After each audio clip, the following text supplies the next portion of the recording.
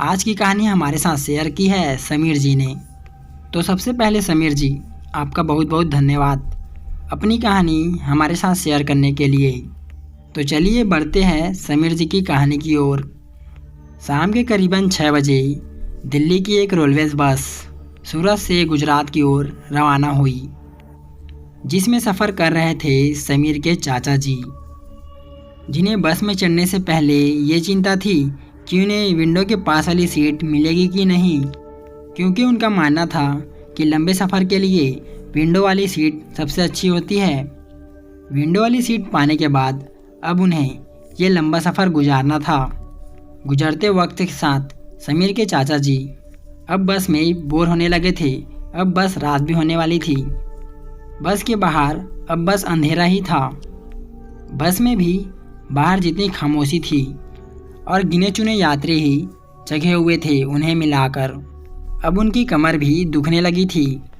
अब बस जब देर रात रतलाम पहुंची तो उन्हें मौका मिला अपनी कमर सीधी करने का कि यहाँ बस 20 मिनट के लिए रुकने वाली थी।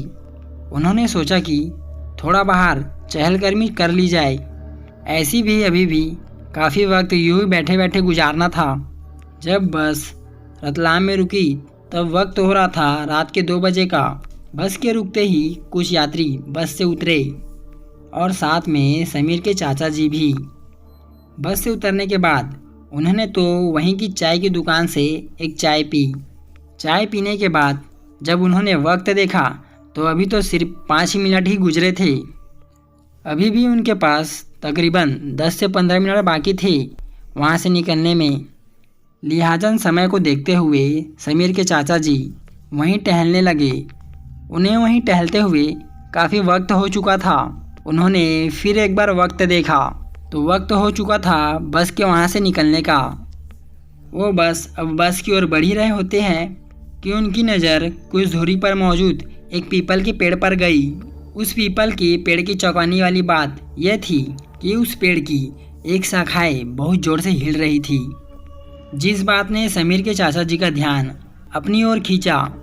जिज्ञासा बस समीर के चाचा जी उस पेड़ की ओर बढ़े, ये जानने के लिए भला कि इस पेड़ की एक ही शाखाएं कैसे हिल रही है।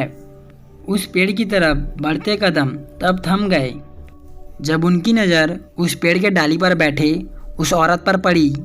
वो जिस तरह से उस डाली पर बैठी थी उससे समीर के चाचा जी को लगा कि वो कभी भी नीचे गिर सकती है। समीर के चाचा जी उस औरत को आवाज़ देते हुए कहते हैं, अरे इतनी रात गए तुम इस पेड़ पर क्या कर रही हो। ऐसे ही 1-2 बार और कहने पर जब उस औरत ने कोई जवाब नहीं दिया तब समीर के चाचा जी उस औरत के और करीब जाकर एक बार फिर से कहते हैं, तुम्हें सुनाई नहीं देता क्या। उन्होंने बस इतना कहा ही था कि वो औरत उस डाली पर एकदम से खड़ी हो गई और वो कुछ बोली। जिस तरह से वो बोली समीर के चाचा जी को कुछ समझ नहीं आ रहा था, और जिस तरह से वो औरत एकदम से डाली पर खड़ी हुई वो हैरान करने वाली बात थी, जिससे समीर के चाचा जी दंग रह गए। उन्होंने अपने बढ़ते कदम को वहीं रोक लिया।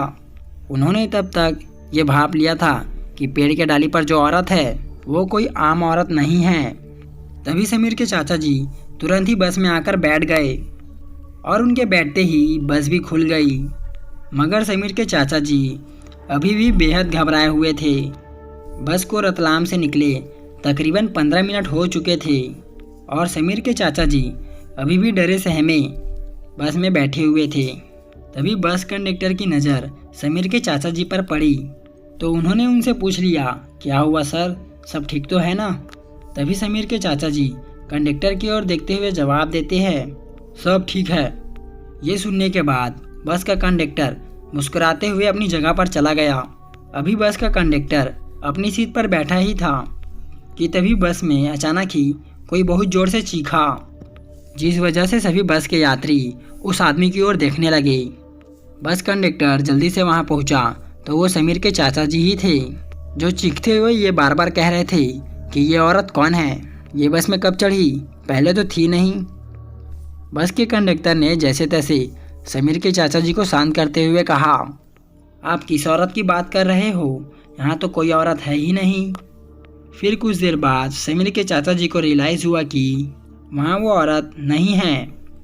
वैसे तो समीर के चाचा जी पूरे रास्ते डर से सहमे हुए थे, मगर वो औरत उन्हें वहाँ दोबारा नहीं दिखी। उसके बाद वो कुछ दिनों तक बीमार भी रहे। तो दोस्तों, इस कहानी में बस इतना ही। अगर आपके पास भी ऐसी कोई कहानी है तो हमारे साथ ज़रूर शेयर करें। मैं सुनील जल्द ही मिलूँगा आप ही की भेजी हुई कहानी के साथ।